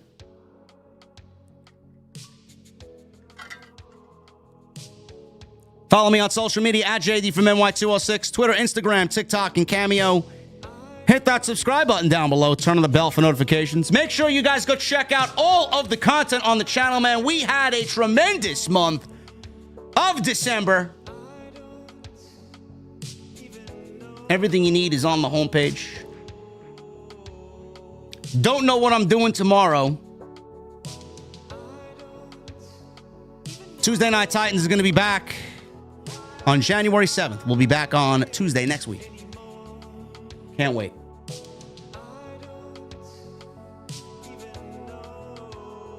Hit that thumbs up, guys. We need another 100 likes for 1,000 likes on tonight's stream. And super chats are still open. Get them on in. We'll hang out in just a bit here at the end of the show to round out this last stream of 2024. David says, if you guys can't make it out to a show, they are on YouTube and are on Triller TV Plus. Indeed. Indeed. Yeah, you know, the IWC AEW sickos, man, they got so triggered by what I said yesterday. I told some fucking half-witted idiot, you know, the typical response from a sicko is, well, why don't you stop watching the show, JD? No, I'm not going to stop watching the show. Why would I give up? Calling out their mistakes and their failures and making bank for it. Then you got all the fucking AEW cock fucking gobblers out there. Oh, look, JD openly admitted he just makes AEW hate content for the money. Sure thing, man. Sure thing. Don't you think people are showing up to the streams because they all feel the same fucking way? Doesn't matter if I hate AEW right now or I love AEW, which I did 2 years ago. Doesn't matter if I make negative content or bad content. I'm going to make the same amount of money no matter what. Because when the shows are bad, more people want to mingle with people who feel the same way. When the shows are good, people want to share in the excitement of the people talking about the show, which is why tonight's show had 2,600 people in here tonight. Next week, we'll probably have over 6,000 people in here because the excitement of what January 6th is going to bring is going to want, you know, it's going to make people share that with others, want to share that with others. It doesn't matter if I make negative content on AEW. I made negative content on WWE.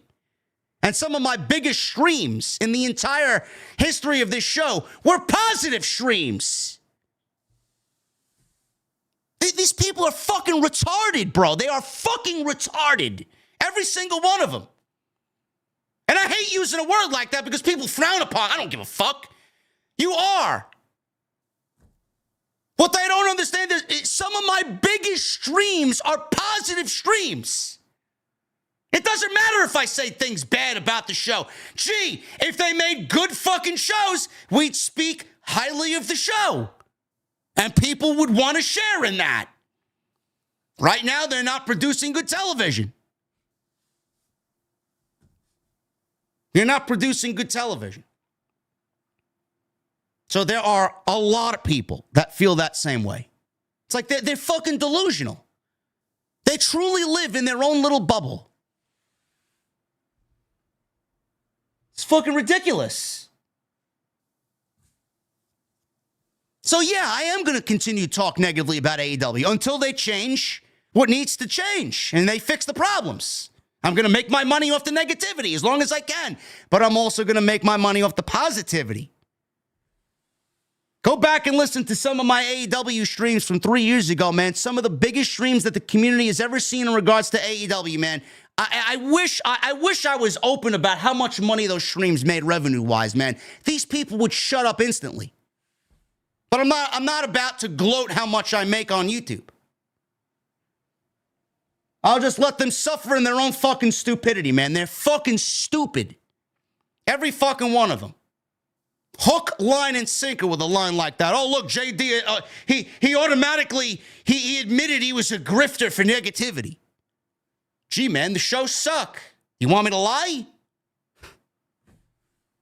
Yeah, let me talk positively about a show that openly is fucking terrible. They're all just angry. They're all just angry because they lost my support. Don't worry, you'll get it back when Tony fucking removes himself from the overall creative process.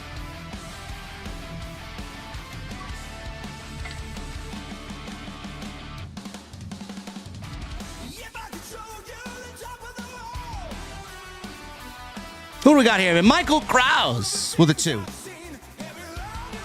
JD, sorry for your loss. Me and OTS are here for you, bro. Thank you, Michael. I got your DM, brother. Thank you very much, man.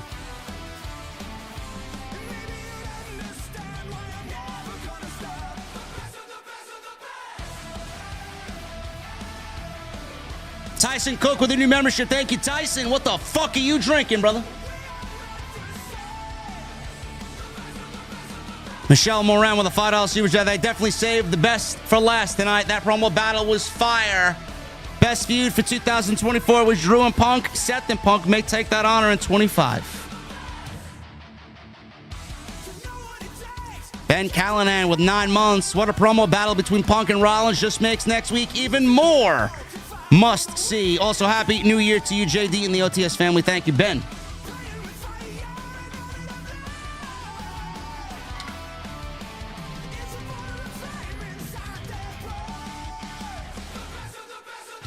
Michael Evans with 30 months. Happy New Year, Ace. Cheers on the best year of growth here in OTS. And let's do it bigger and better in 2025. OTS for life. Thank you, Michael. Star Wars Wayseeker says he's drinking Four Roses. I see you, brother. It's a great fucking whiskey right there, man.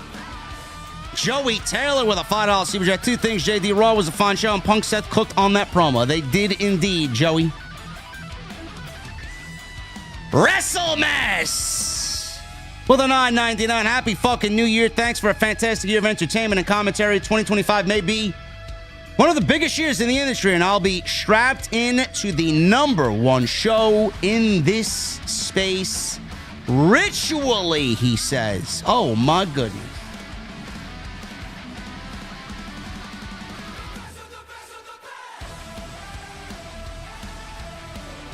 Michael Krause with $5 super chat. Happy New Year's, JD, Jesse, Jason. Thank you for all the shows, the rants, and everything you do. We are thankful for you guys. And in 25, we take over. Yeah. I love this part of the song, man. Oh, I love this. I love this part right here.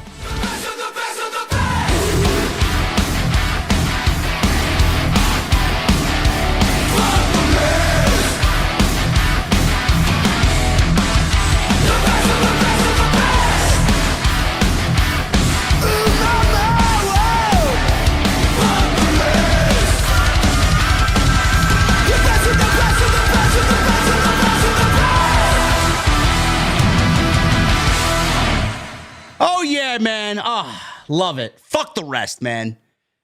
Fuck the rest, brother. Absolutely.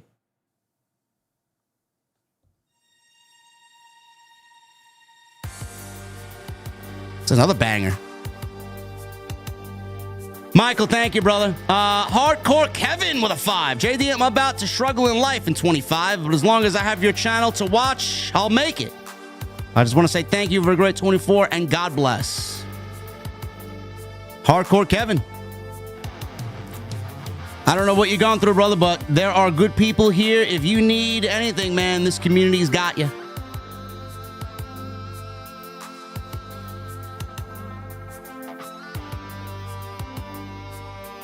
The name of the last song is called The Best of the Best of the Best by the band Stryker.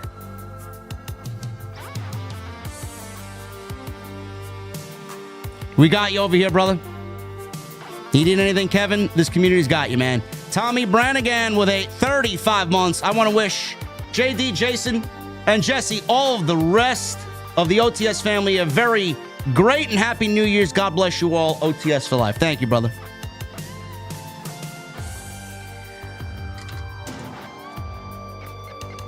Matt 87 Eagle with a $4.99. OTS family showed that. Just like previous years, no one does it better than JD. Is another year of absolute domination in 2025. Absolutely, brother.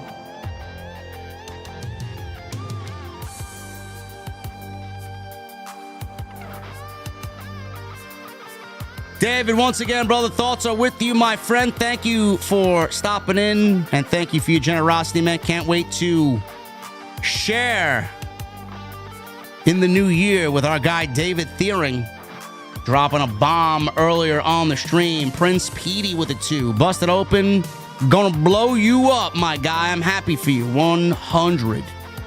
Well, I'm not going to be on Busted Open. Dave LaGreca's just going to have a little piece of this best of show.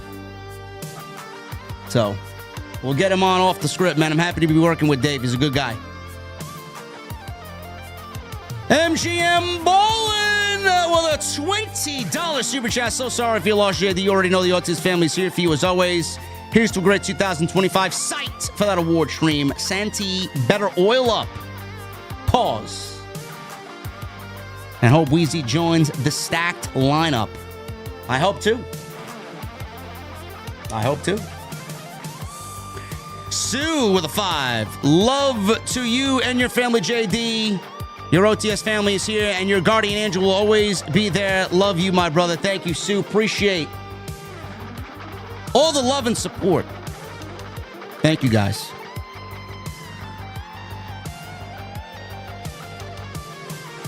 Furious Nation with a $9.99. What's up, JD? Hope you had a good Christmas. I just want to say that I'm really sorry about your Aunt Teresa passing away. My thoughts and condolences go out to you and your family. Thank you, brother.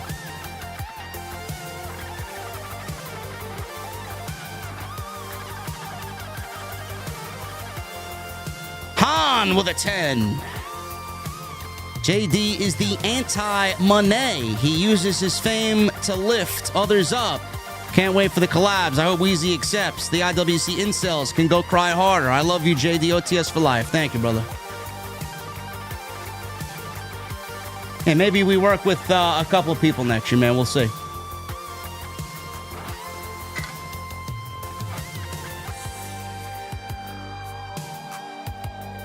Travis Drum with 28 months. Seth and Punk cooked in their segment. Can't wait for the next week. The best of show will be a banger. Yeah. Yeah, with some of the names that I've already announced for the show, yeah. Watson with a 15 in Super Chat. Fantastic promo by Punk and Seth. Can't wait for next Monday. Happy New Year's, my friends. OTS family. Hashtag let's fucking go. Absolutely, brother. Thank you. Jessica Nelson with a $5 super chat. I've seen people saying Finn could cost Liv after tonight's promo with the Judgment Day. I kind of agree because it does look like Finn is up to something. It does. And Liv wasn't even on the show tonight because she's training for Rhea.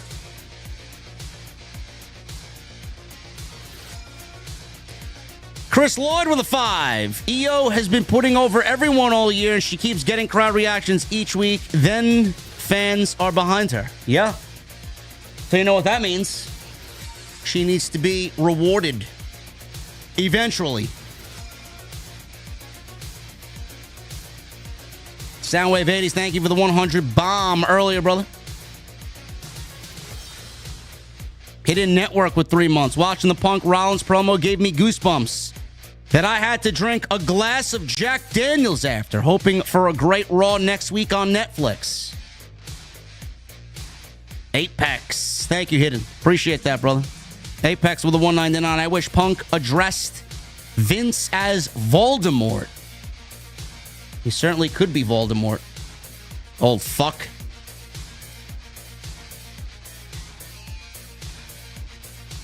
I gotta get Salrex to make me a special thumbnail for next week. It's a big show. MDH Sports with a $1.99. No Cody Rhodes on Netflix is stupid. Well, we don't know. I mean, he's in the video package, so I'm assuming he's going to be there. Why wouldn't he be there?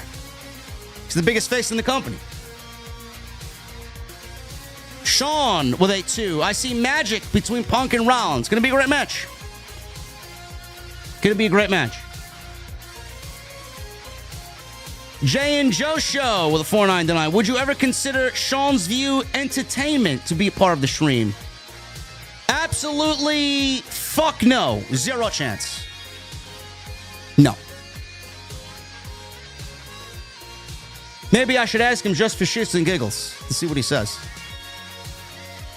Oh my goodness. Oh my goodness. This guy, he doesn't know when to quit.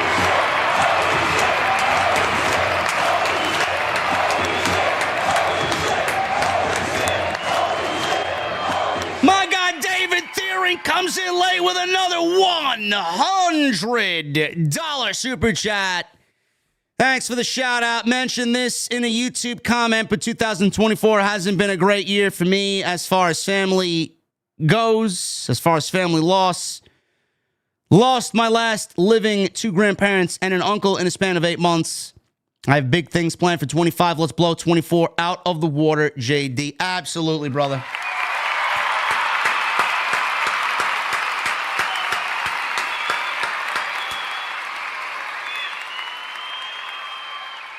Oh my goodness, man. David, I'm sorry to hear that, man. Listen, I wish I could be a little bit more open with what I got going on, man. I've mentioned it in little bits and pieces. My aunt passed away on Saturday. My parents are not in a good way. I know how it feels, brother. You know, I lost Bacardi this summer, and it still affects me every day I wake up. You know, a little part of me is just missing. So I get it, man. It was a bad year. It was a good year and a bad year. It kind of evened itself out. I think next year we're all gonna have great years, man. We gotta turn the tides and make it more of a better year than it was a bad year. We gotta tip the scales a little bit, you know. But I appreciate you, David. Thank you so much, man. Happy to have you here, a part of the OTS family. No doubt about it. I know I have another Striker song on here. Yes, I do.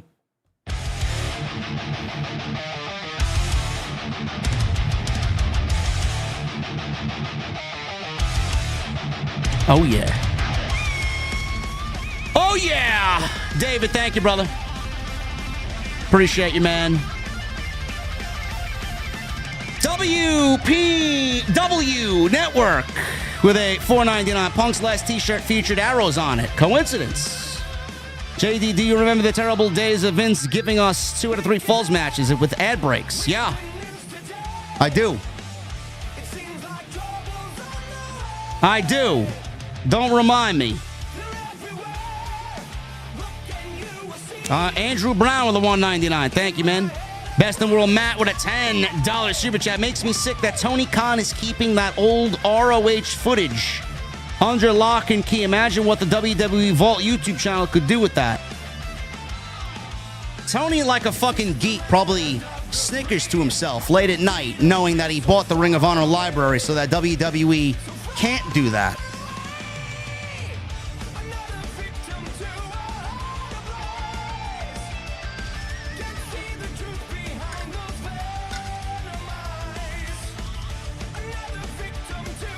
Soundwave 80s with a $20 super chat. I wish AEW could be better again, but Tony Clown is messing things up. It would be too scary if AEW went out of business and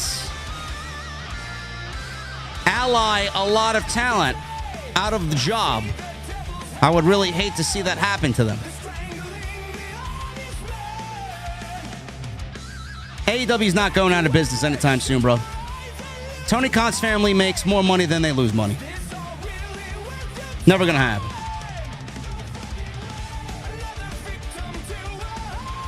The Bastard 97 with a $4.99. 2025 is gonna be a big year, not only for wrestling, but for the GOAT, who keeps it 100 and makes the IWC nerds cry because they can't handle the truth.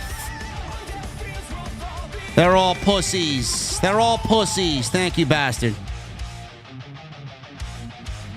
Don Parker with a $10 super chat. I just want to show appreciation for all that you do on this channel. Much respect to you, Jesse and Jason. And shout out to Ross. My condolences for your loss. OTS for life. Thank you, Don. Appreciate you, man.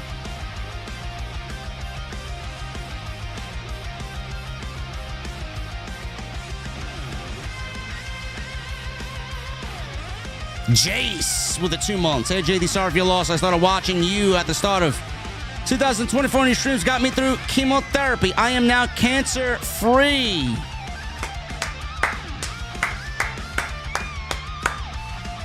Absolutely fucking great news, Jace.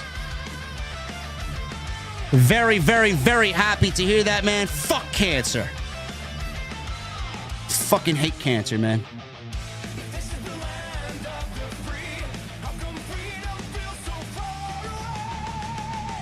Cancer, Alzheimer's, man, just terrible diseases, bro.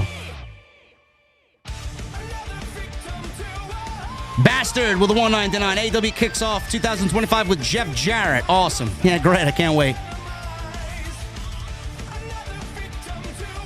Once again, David, thank you, brother.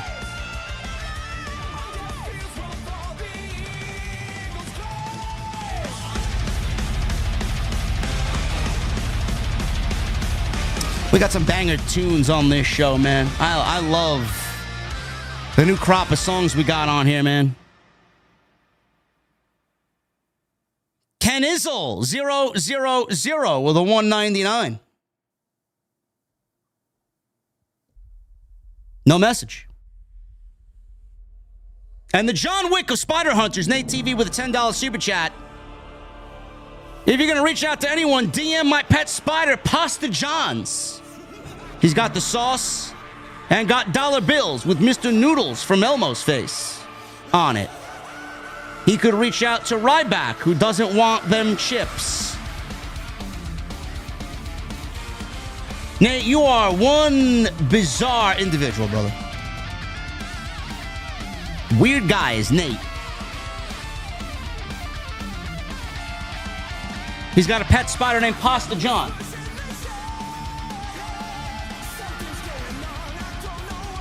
He also comes in with a $5 super chat. JD, sorry if you lost. I lost a teacher going into the new year last year that meant a lot to me, and I've lost 5 pets in my life. I'm sorry to hear that, brother. That's fucking terrible. Losing a pet is sometimes is worse than losing a fucking actual human being. Honestly. Anyway, guys, thank you for a great stream. I'm sorry to hear that, Nate. We're going to have a great year. We're going to have a great 2025. That's what I feel. Absolutely. Make sure you guys follow me on social media at JD from NY206. Twitter, Instagram, TikTok, and Cameo. Hit that subscribe button down below. Turn on the bell for all notifications. Go check out all the content on the channel, man. There's plenty of it. Plenty of it. I don't know what I'm doing tomorrow, but I may take the New Year's Eve off and prep myself for Wednesday. Live will be Wednesday. AEW Dynamite. Jesse and I will be right here on the channel covering the New Year's Day episode, Fight for the Fallen of AEW Dynamite. Hit that thumbs up. Hit that subscribe button down below, and please turn on the bell for all notifications. And please follow me on social media at JD from NY206. Twitter, Instagram, TikTok, and Cameo. Guys, until then, Happy New Year. And I'll see you right back here live on January 1 for AEW Dynamite on OTS. I'll see you guys later.